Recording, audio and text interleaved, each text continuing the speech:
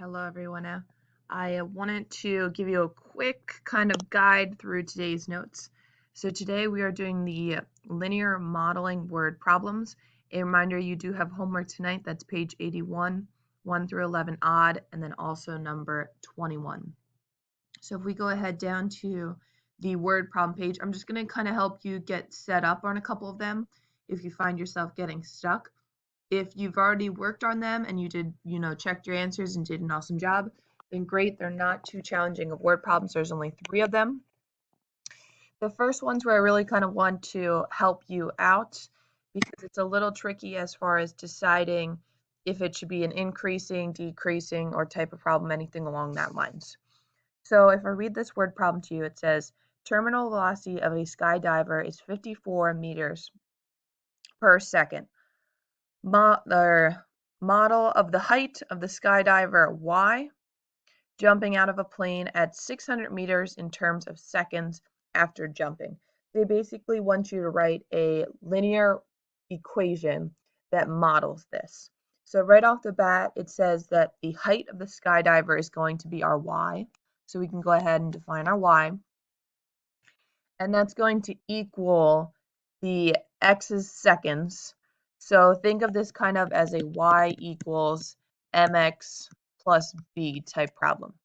So first off, it says that my starting point, which if you remember, anytime that you're graphing, your y-intercept is usually where you start. So when time is 0, that's your y-intercept. And our y-intercept is our b. So before I jump out of the plane or before I even start my skydiving experience, I'm at 600 or 6,000 meters. So that's actually going to be my B value, is that 6,000 meters. I'm actually going to go ahead and write that first and explain why in a second. So 6,000, that's my B. Then I need to figure out my M. What is my slope? What is my rate of change? Well, it says right here that the velocity of my skydiver is 54 meters per second. So that is my rate of change. He is falling at a rate of 54 meters per second. And here's why I wrote the 6,000 first, because he's falling. So that rate is going to be negative as he gets closer and closer to the Earth. So that's 54 meters. And then we are going to per second. Well, my seconds is X. I'm going to make that X. So I now have the equation of my line. If you feel that you want to rewrite that so that it's in this, standard mx plus b form, you would just bring this forward. Make sure that negative travels with the 54 and you should be good. Now the second question kind of asks you to use that equation. It says the skydiver must open the parachute before descending below that 1,500 meters. How long can the skydiver enjoy free falling before he must pull the chute? This is very important if you're ever wanting to go ski or skydiving, because if you pull it anytime after that, it won't slow you down enough, and then when you impact the earth, it will actually harm you. So if you pull it after this 1,500 meters, you may get hurt or even die. So it is very important to pull it before that 1,500 meters. So if this is the height in which I want to pull my chute, and they're wondering how long, how much time I can actually free fall, this must be my Y, because X is the amount of time that you can free fall. So pretty much just plugging that into your Y up top here, doing a little bit of math and solving for X. I do remind you to make sure that you put a measurement on that. And since we know that X was in seconds, make sure when you find your answer, you throw a label on that. Now, if I scroll down to the next one, the next one's a little bit different than the first. So the first one kind of comes right out and says it, tells us the rate of change and it tells us kind of our starting point. In this problem, it says a pool has 15 inches of water after an hour of filling. The same pool has 24 inches of water after 3 hours of filling. Write an equation to model the inches of water as it relates to time of filling. So first off, I don't really see a rate of change. I could maybe figure out a starting point or something along that, but right now I have no rate of change. So let's see what we do have. It says a pool has 15 inches of water after 1 hour. Well, let's see. The inches of water is my y, and the filling time is my x. So if my filling time was 1 hour, I'm going to write that as 1. That's my x value. The 15 inches must be my y value. Then I keep reading it and it says the same pool has 24 inches after 3 hours. Keep in mind, time is your x, and the inches is your y. So that's what they gave me. And that whole description, that's all they gave me. So what can I do if I have 2 points? If you think back to our notes on Friday, we said if you have 2 points, you can write this in point slope form. Well, in order to do point slope form, I need 2 things. I need a point and I need a slope. Now the slope is the one thing I don't have. So if you recall that formula, that y2 minus y1 over x2 minus x1, that should give me my slope. So let's go ahead and do that formula.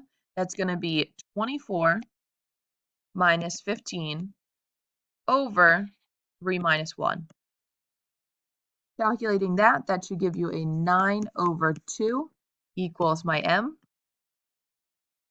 Now, if I wanted to write it in that point slope form, in the point slope form, I need a point, check, and I need a slope, check. So now I can go ahead and write my y minus 15 equals my slope, 9 over 2, times x minus x1, which is 1. I now have it in point slope form. If you wanted to solve this for a y equals mx plus b, you could. That would be perfectly fine. But technically, it just is write an equation, so I would stop there. You have an equation of the line, you're good to go. But it's totally a preference if you want to keep solving it all the way to that y equals, but that is up to you. Now, I'm not going to quite do all of these problems with you, but I do want to point out one thing. When you move on to part B or second part of that problem, it says if the pool is filled to 4 feet deep, how long did it take?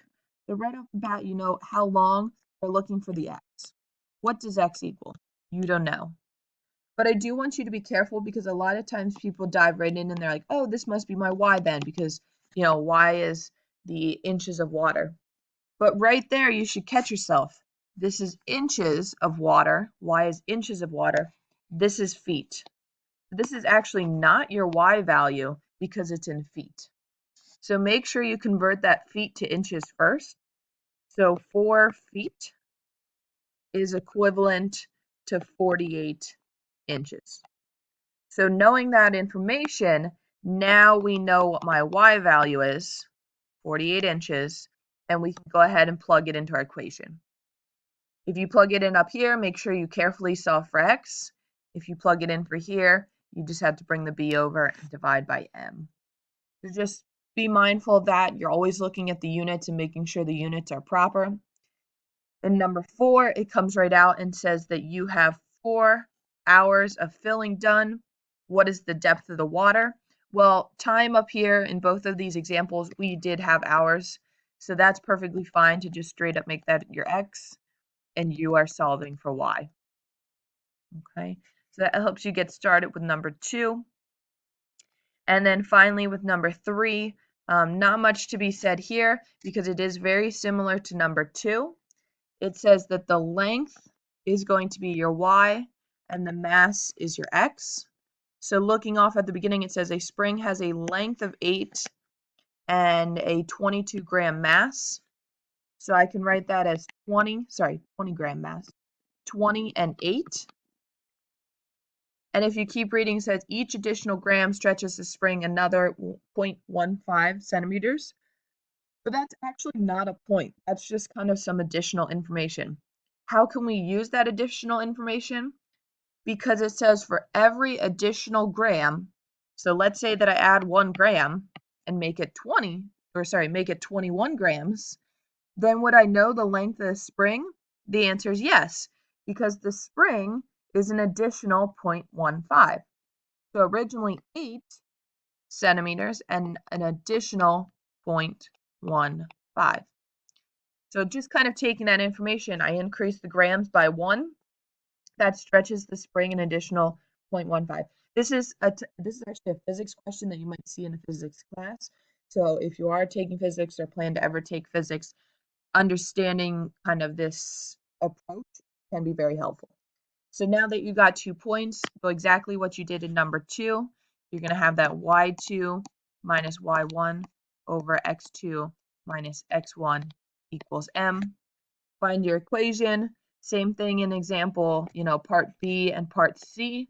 However, this is in grams, so that's perfectly fine. That's exactly what we want our mass to be in.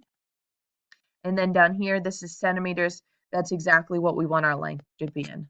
So you don't have to convert either of those. They're in the right conversion. But once you get your equation, just go ahead and plug those in. So hopefully that helps you out a little bit as far as getting those problems set up. If you try to move on to the next page and you're approaching this one, you'll notice it says use a calculator. I had planned on teaching you how to type this all into a calculator, and that will help us with tomorrow's activity. As I told you, we're going to kind of do a fun day tomorrow.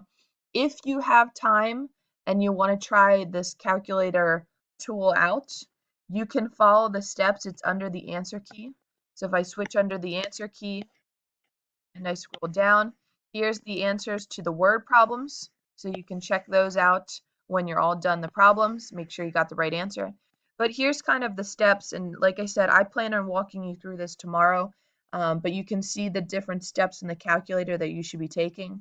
So starting with literally typing, following these steps word for word, hitting stats, hitting edit, and then entering the numbers above. These numbers above, these should be your X's in column number 1, and then if you arrow over, these will be your Y's in column number 2. So when you're under that stat edit, it kind of gives you a bunch of columns. This should be column 1, this should be column 2. So if you want to give it a try, you should, if you type in everything correctly, get an answer like this when you get to that step. And then you can follow part C down here, ask for how many calories does a 16-year-old male need. This is how you'd figure out part C. So of course, I'm going to walk you through that again tomorrow. So you can just skip that page if you want and go straight to the homework. But otherwise, I hope I kind of helped you work through some of those word problems and the tricky aspect of them. Again, check your answers with the answer key that is posted under content library along with this video. Good luck.